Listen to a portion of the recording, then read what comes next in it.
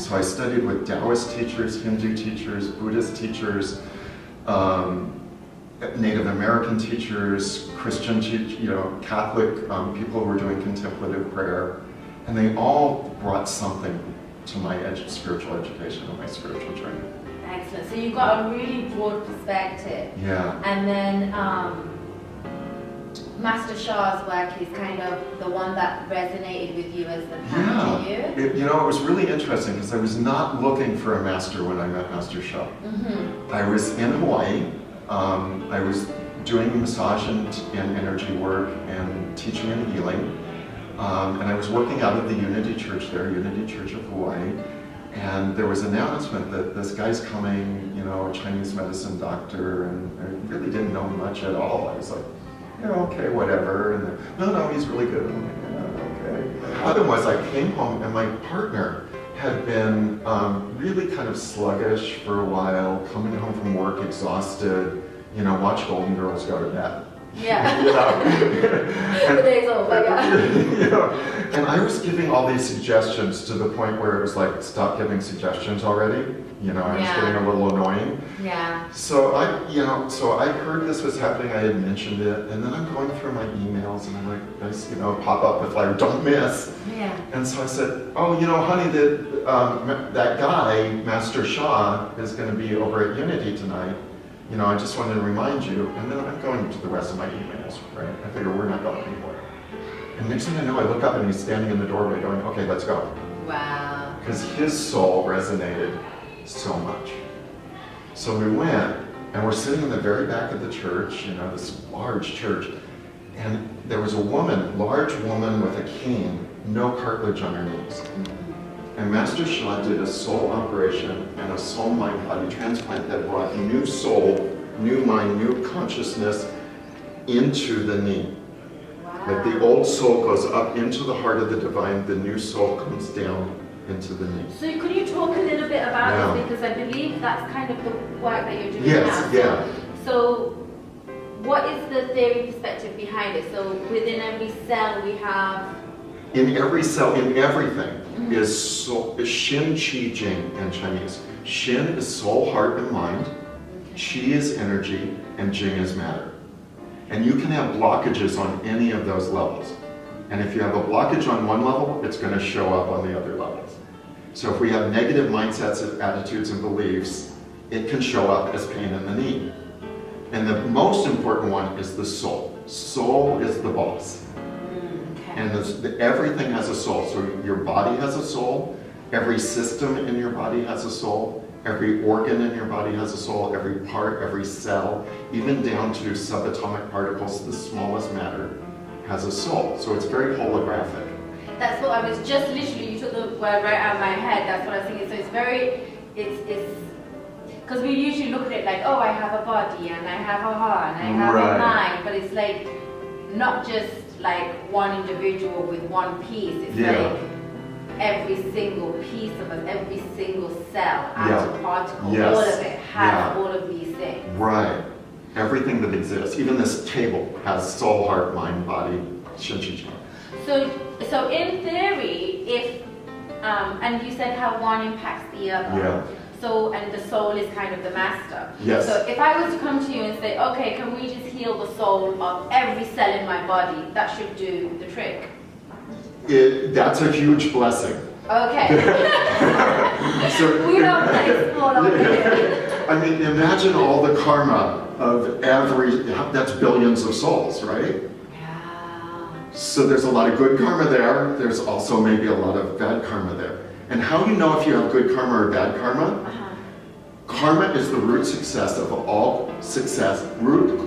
cause of all success and all failure.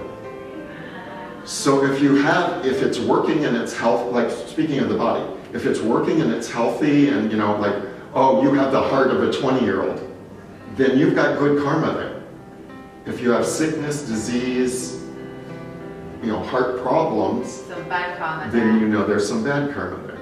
Right. And now we're using the terms good and bad, but I believe you work with the understanding of divine and oneness. So it's not something to kind of, it's not something that's done in a judgmental way. It's almost just the balancing out of cause and effect. Could we say that when you're doing karma can say work? cause and effect, light and dark. We believe that good service is things like giving to charity, healing, blessing, offering kindness, offering love. Those are all good service. Bad service, what we would put in the bad or negative or dark, Heavier energy. is lying, stealing, cheating, harming, killing, taking advantage. Okay. Things So like now that. you're covering quite a range because it's interesting because I think sometimes we can say like, oh, it was just a little lie, or it was just a little cheat, or it was just a little, you know, like, oh, I didn't really take advantage of that situation, but maybe a little bit. Now that in itself is also negative karma. So just because we're not going around murdering people doesn't mean we're not participating in this karma accumulation. Yes, and you know, we believe give a little good service, get a little blessing or a little virtue. Give more good service, get more blessing, more virtue. If you can give unconditional, universal service, you can get unlimited blessings, unlimited virtue. That's something to aim for. Yeah, I mean, I'm working towards it. Yeah. You know, I don't claim that I'm there. And if you give a little bad service, you get a little lesson. If you give more bad service, you get a bigger lesson. If you give huge bad service, you get huge lessons. And I like that. So the way you're referencing it now, it feels less judgmental and more. It feels better in the sense that it's not like a punishment. It's like a lesson, so you learn not to do that type of extend that type of energy again. So if I can give an example, for like I mentioned, being diagnosed with AIDS back in 1984. Please, yes, if we could talk about that. So a lot of people would say, "Wow, that's really bad." Yeah. You know, and there's certainly a lot of people have greeted that with judgment in my life, you know. I can imagine, yeah. And the stigma, especially back in those days, was just so huge. You know, you wouldn't talk about it like this. It'd be very different. And in my life, I can look at that and go, yeah, but look what I learned from living with AIDS. Look how it has transformed my life. Yeah. If it weren't for that, I wouldn't have gone on the healing journey that I've gone on. You wouldn't be the person you are today. Exactly, and I wouldn't be able to share that with others. Yeah. Let's talk a little bit about that because when I was looking at your information and what I really liked was you said thriving with AIDS. Yes. It's not like a surviving or, you know, Yeah. this, that, the other. So would you be open to kind of discussing a little bit of your journey with the diagnosis and Sure. kind of like how this work that you're doing Yeah. is used and worked with that? Yeah. 32 years ago, 3 days before my birthday, I had been having sore throats and fevers. The school doctors, I was in college in San Francisco, the school doctors couldn't figure it out. They sent me to my family doctor at Kaiser, and they ran every test to rule everything else out. And they said, and nothing came up positive. It wasn't strep throat. It wasn't anything they could find. And the doctor sat me down. You know, I'm like just turning 22, and he says, I have good news and bad news. The bad news is you seem to have the thing that the guys here are dying from here and in New York. The good news is the guys in San Francisco aren't dying as fast as the guys in New York. Wow. And I was a little lost. That's some serious news. Yeah. I mean, nothing had prepared me for that kind of a shock. Wow. And I wandered around in a daze for several days, just kind of like, you know, just, well, what do you do with that? Yeah. How do you take a diagnosis? And I imagine almost everybody that gets a serious illness diagnosis has a similar experience where it's like, well, now what? And like I said, I've been exposed to a little bit already. Thank you, Divine. And so I was walking by what we called in those days a New Age bookstore, and there's Louise Hay's book there, and I went, okay, well, I guess this is where the rubber hits the road then. either this stuff is going to work or it's not going to work. And I said, what can I do? I just have to try it, do the best I can, and see what happens. And so this was in '84, so for the next years, through the early '90s, I kept doing the work, and my energy was good, but my lab work kept getting worse and worse and worse. And I mentioned living in Hawaii. Right after I moved to Hawaii, I got sick, and I didn't have health insurance. I had just left a job, and I didn't have money to pay for a doctor. So I was like, no, I'm just going to wait till I'm better. Yeah. But I didn't get better. And so finally my spiritual teacher said, get him to a doctor, take him in. And the doctor took one look at me and said, you're going in the hospital again. Wow. And they're asking me things like, if it comes to it, do you want us to pull the plug or not? Wow. I had 7 T cells left. Normal is like 700 to 1200 or 600 to 1200. I was down to 7. And I had AIDS-related pneumonia. Wow. And my teacher called me in the hospital, and she said, you don't have to die now. I was like, well, is that what I'm doing? Really, I was like, because it doesn't hurt that bad. Yeah. I had a tube up my nose, and I was really weak, but it's not like I was in huge pain. I was, and I was like, whoa, wait a minute. Wait, stop the movie. Yeah. I was like, okay, wait, let me make a different choice here. And that's interesting. So how is life today? How is life for you now? I am having the best year of my life. I just, Awesome. after 17 years together, we just got married. Congratulations! I'm a newlywed. Oh my God! In my 50s. I love that. And I'm teaching here at the Conscious Life Expo. I'm sharing my heart and soul with people. If anybody's out there who has serious conditions and so on, like if they were to tune into your work and kind of see, and it might not necessarily be AIDS, but generally, like what's the message of kind of thriving with these conditions? So the first thing is soul is the boss. We talked about that already. So you have to put the soul first in your life. That's the absolute most important thing. And in the traditions I grew up in, I tagged along with my friends to Protestant church looking for God. Yeah. So in those traditions we said, Jesus said, love thy God above all else, and love thy neighbor as thyself. So it's really that simple.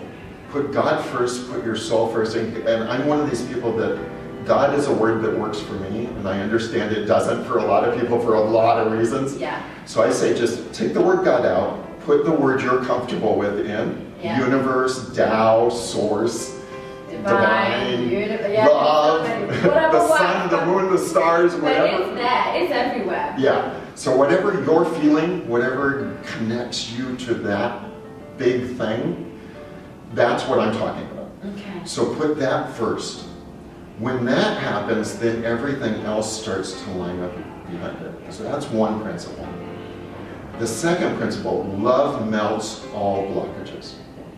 There is nothing in the world that enough love can't heal. Now, how can you create enough love to cure AIDS? I'm still working on that.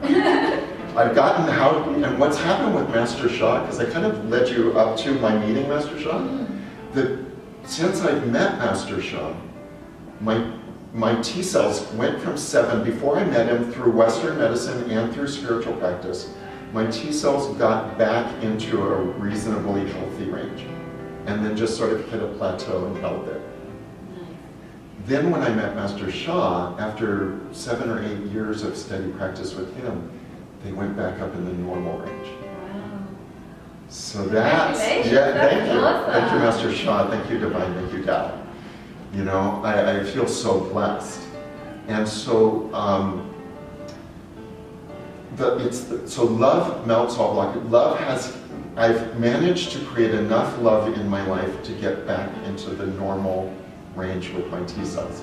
The next adventure for me is, what would enough love to cure AIDS look like? The important part is that love is, and that's always around us, it's always in us, It's always there between us. But what happens is we have these Shen Qi Jing blockages, soul, heart, mind, energy, body blockages. So I might meet you on the street, and if I didn't know who you were, and we're walking down the street, there might not even be anything between us, or maybe you were in a rush and cut me off in traffic, or I was in a rush and cut you off in traffic. Yeah. And we're like, oh, that stupid jerk, right? Yeah. But it's so not who we are. So we fail to meet each other soul to soul most of the time. That's true. So if we can get ourselves out of the way. That's the entire journey, There we right? go. That's it. Getting That's ourselves, getting out of our own way. Yeah. And that requires like a sense of responsibility. Yes. To own that. Yeah. How much love we're creating Yeah. and experiencing has everything to do with Now, that. do you want to take the responsibility one step further? Sure. So in our beliefs, I'm not sure. yeah, I know. It's like, oh, okay, this is like. I was doing okay. I was okay. No, and that's a great place. And if you get to that place, the world will be a better place. Okay, let's But take there's it even further. another step. At least there was for me in my healing journey. Mm-hmm. Everybody's healing journey is unique, Yeah. and it's personal between you and the source. So I'm sharing what happened for me.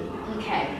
So the next level for me was everything that I do that happens in my life happens because of karma. Now my first understanding wasn't like that. My first understanding was, what if I live my life as though I create everything in my life, either consciously or subconsciously, Yeah. for a reason, to learn a lesson? What could I learn from this? This is when I was doing work in the 90s with Louise Hay, that shift in thinking. So when something bad happens, okay, what if I created this? What if I created AIDS in my life, which I actually believe? I believe before I was born, I decided I would be gay, I decided I would have AIDS, and I decided I would be a teacher. Wow. Now this is taking responsibility to the next level. Yeah. I'm all about it, okay? Cool. And what I'm thinking is, it's like, it's almost like the difference in, like, what I was kind of referencing before was more like a conscious responsibility of what we have in Yeah. our conscious mind memory at this time, for Yeah. this lifetime. Yeah. And what you're referring to, I believe, is going about past lives and so on as well. Right. So now I would want to term it like soul responsibility. Yes. Not just like, Yes. my name's Anjula and I'm Anjula responsible. You know what I mean? So Yeah. it's like the soul. So it's a much Yeah. deeper level. So it's almost exploring things that we have no idea about in our conscious mind. Yes. So now this is sort of like this lifetime, but then now we're talking about all those lifetimes before. Yeah. And if you don't believe in reincarnation, no problem, I'm not trying to force that, but for those of us who do see it that way, to me it's the only thing that makes sense in the world. And the way Master Sha, he has a very simple way of explaining karma. Now, I've talked to Buddhist teachers and Hindu teachers that say, oh, it's much more complicated than that. And great, no conflict. But his simple way of explaining it is, the more harm you do to others, those souls are hurt. Yeah. And they may say, I don't care about anything else, I'm getting even. Now, I don't know about you, but I've actually had that experience in this I've done that lifetime with people. Not anymore. Now, as far as I know, all of those have been worked out. But that desire for revenge is something that exists in souls on this planet. Yeah. And so I can see that happening in reincarnation. And then those souls come back, and we have to make peace with them. So the way for that is forgiveness. Love, forgiveness, compassion, and light. So we do a practice where we forgive all souls that have hurt us, or our ancestors. And we ask to be forgiven and apologize to every soul that we have hurt or harmed, every soul that our ancestors have hurt. beautiful. And that resonates. So as a divine channel and soul communicator, what do you do? The divine channel part is allowing souls in heaven, and they have to be souls of light. That's the requirement. So it could be your soul, it could be the soul of a saint that you're particularly close to, or some holy being that you have a heart connection. It could be the divine. So that we just let them borrow our mouth and let the energy, the information flow through. And I always love it when people ask me questions I have no idea the answer. Yeah, because then I know it's not my mind, it's definitely somebody else's coming from answer. somewhere Yes. else, yeah. And so as a divine channel and soul communicator, we also read in the Akashic records. So the Akashic record is the record of your life. It's where all your good service and bad service is recorded, every thought, word, and deed. And it gives us information from our past lives. That can be cleared up as well. Of course, everything can be transformed. Love is the answer. Okay. So even though we may have accumulated a lot of things, Yes. love and forgiveness is the answer. Absolutely. And sometimes there may be work to be done that we're not aware of because, there is work to be done that we're not aware of, and that's built up of lifetimes. And as a divine channel and soul communicator, you can go into the Akashic records, you can channel light beings and guides to help clear that up. Yes, and then we even offer, and this is what, for me, I'm just in awe that I can do this, is to offer karma cleansing. Karma cleansing, okay. So to help you remove those blockages so that you can get on with the work that you're doing. Excellent. And we're going to do a little sample, not right now, we're going to do it soon. And if I feel to share it, I'll edit it in, and if I don't, then I won't. But we do have to wrap up now, Yeah. so thank you so much, Thank Master you. Sha. It's been a Delight. pleasure to speak with you. Could you just share your website or some information? Sure. So if people want, if it resonates with them, they know where to go for more information. Sure, I would love to be of service in any way I can. You can reach me at lovepeaceharmonycentersf.com. My teacher is Dr. and Master Sha. His website is drsha.com, drsha.com.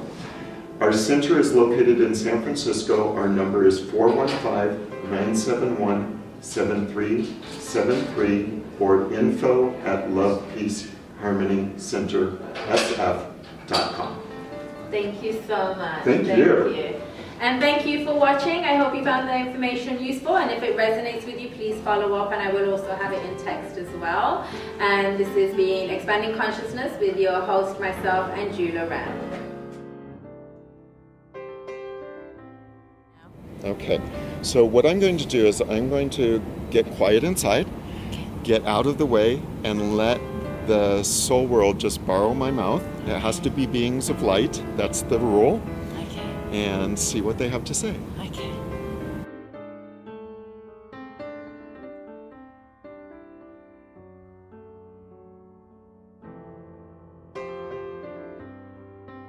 What I'm going to do is I'm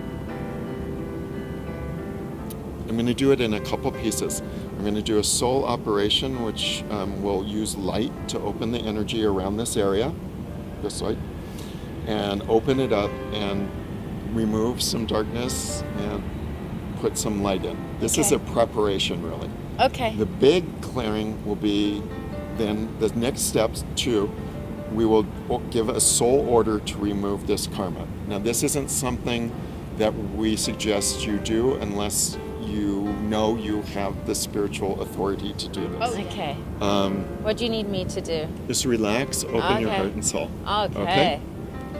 So, soul operation first. Opening,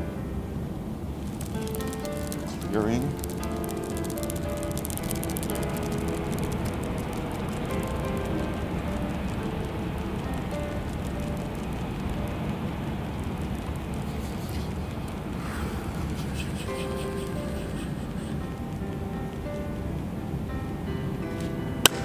closing, light suture, smoothing,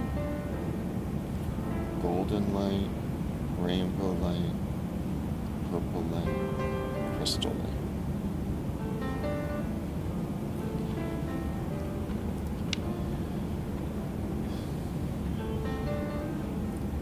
divine order, divine karma cleansing,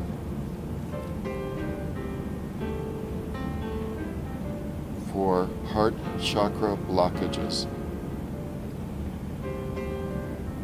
Transmission.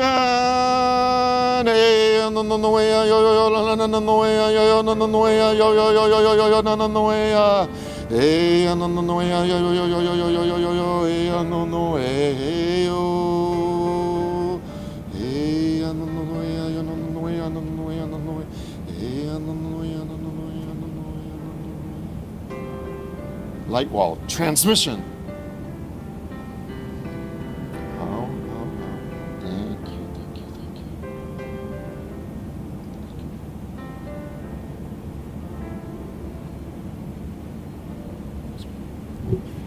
Thank you. You're welcome. Excellent. And I would just say with the karmic stuff, it's the way to kind of like recognize it a little bit is it's like if there's something that keeps repeatedly bothering Yes. you and you've tried different things or you're not quite sure what is this or, you know, that could really be Yeah, a you're karmic thinking all the thing. right thoughts, you're eating all the right foods, you're Yep. doing all the right practices, and still you run up against the same thing over and over again. That's karma. Yeah. Yeah.